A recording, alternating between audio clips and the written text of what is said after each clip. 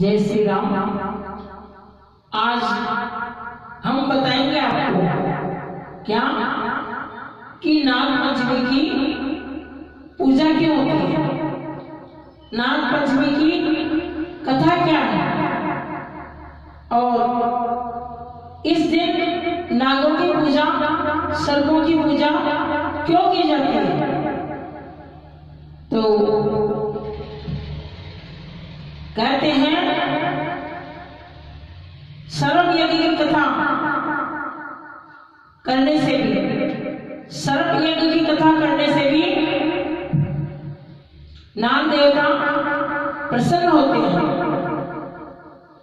और जिसको काल सर्प योग है तो उसकी मुक्ति पाने के लिए भी भारत में कई तीर्थ स्थानों में नाग देवता की, सर्प देवता की पूजा की जाती है।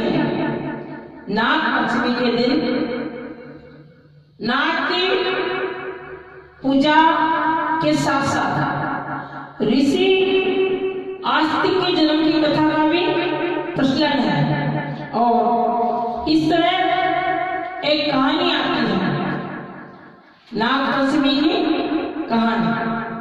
प्राचीन काल में एक सेठ जी के 7 पुत्र थे। प्राचीन काल में सेठ जी के 7 पुत्र थे। 7 पुत्रों का है, 7 पुत्रों का है विवाह हो चुका था। एक दिन की बात है कि 7 पुत्रों की 7 बहुएं थी, जिसमें से छोटे पुत्र की बहू, छोटे पुत्र की पत्नी श्रेष्ठ चरित्र वाली, विदुषी, सुशील और हर बात में, हर कार्य में प्रवीण थी। परंतु उसके कोई भाई नहीं था, परंतु उसके कोई भाई नहीं था। एक दिन बड़ी बहू ने घर लीपने ना पीली मिट्टी से, घर लीपने को मिट्टी लाने के लिए, पीली मिट्टी लाने के लिए सभी बहुओं को साथ चलने के लिए कहा। तो सभी खुरपी लेकर, जो खोदने की खुरपी आती है उसको लेकर सभी बहुएं चली गई और जंगल में चली गई और वहां जब मिट्टी खोदी तो एक सर्प निकला।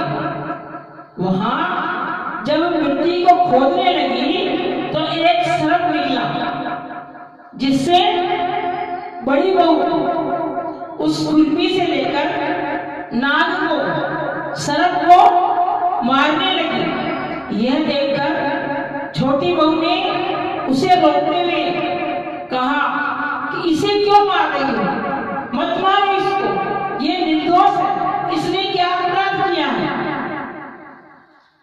इसने अपराध क्या किया है जो तुम इसको दंड दे रही हो। यह सुनकर बड़ी बहू ने उसे नहीं मारा, उस सर्प को नहीं मारा। तब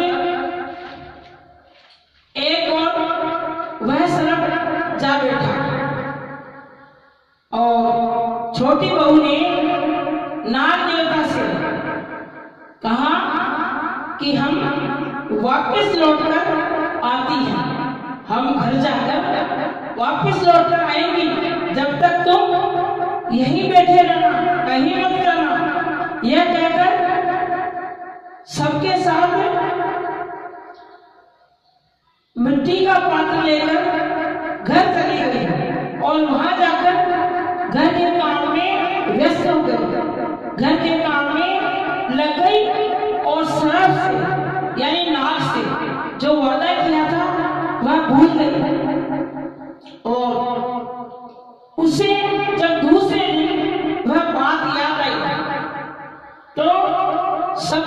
साथ लेकर, सभी बहुओं को साथ लेकर वही स्थान पर पहुंची जहां वो सर्प बैठा था, और जाकर नाग देवता से कहा कि हे नाग देवता, हे सर्प देवता, मैं आपको नमस्कार और प्रणाम करती हूँ। मैं सब कुछ भूल गई थी और तुम कल से यही बैठे हो, इसलिए जब उसने नाग देवता को भैया कहा तो सर्प ने कहा कि तुमने मुझे भाई मान लिया और मैंने तुझे बहन मान लिया, इसलिए तेरी झूठी बात स्वीकार कर लेता हूं। और वह कहती है कि भैया मुझसे भूल हो गई, मैं आपसे क्षमा याचना मांगती हूँ। और जब नाग देवता कहने लगे कि आज से मैं तुम्हारा भाई और तुम मेरी बहन,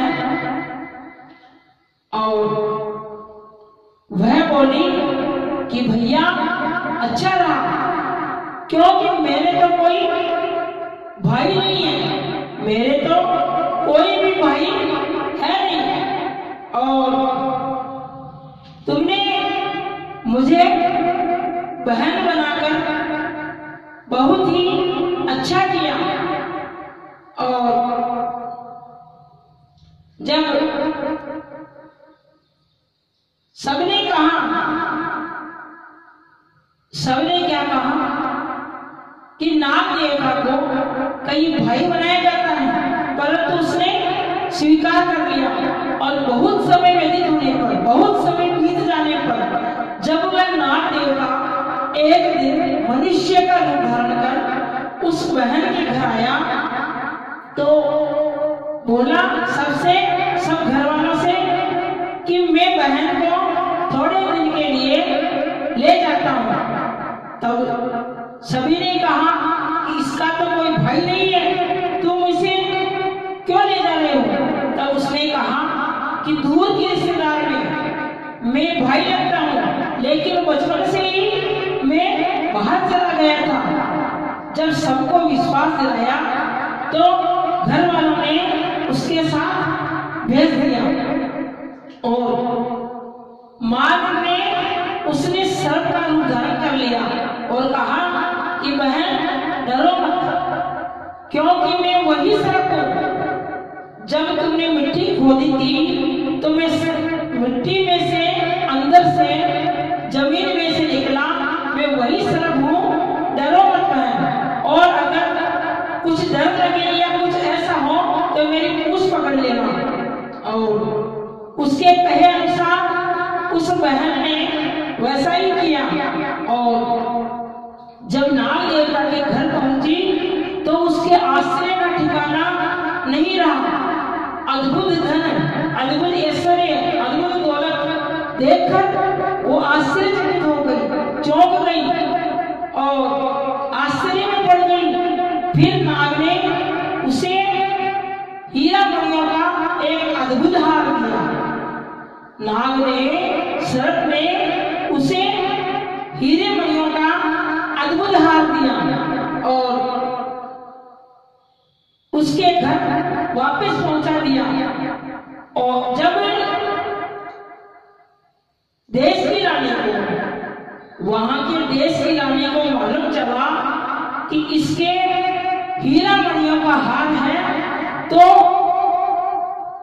मंत्रियों से, राजा ने मंत्रियों से कहकर उस हार को मंगवा दिया। लेकिन जब उस रानी ने उस हार को पहना गले में तो वह सर्प बन गया। राजा ने छोटी बहू को बुलाया और कहा, जिसका हार था उसको बुलाया और कहा कि इस हार में क्या जादू है? गले में पहनते ही ये सर्प बन जाता है। तब छोटी बहू ने कहा कि महाराज, मुझे तो मैं मेरे गले में पहनती हूँ, लेकिन जब उसने पहना तो हीरा मणियों का हार बन गया। तब उसने सारा वृत्तांत सुनाया कि इसी नागदेव की कृपा से मुझे यह हार मिला है। हीरा मणियों का हार इसी ने मुझे प्रदान किया है। उसके पति को भी संदेह हुआ तो उसने नाग देवता को बुलाया। नाग देवता प्रकट हो गए और जब नाग देवता वहां आए तो उन्होंने कहा कि ये मेरी बहन है और मैंने इसको बहन के रूप में स्वीकार किया। उसी दिन से फिर सब घर वालों ने नाग देवता का सत्कार किया, नाग देवता को दूध पिलाया और उसी दिन से नाग पंचमी का त्योहार मनाया जाता है। और स्त्रियां नाग को अपना भाई मानकर उसकी पूजा करती हैं और भगवान शिव के गले में जो सर्प धारण करता है, भगवान शिव के गले में जो सर्प धारण किए हुए हैं, उस नागों की स्त्रियां पूजा करती हैं। जय नाग।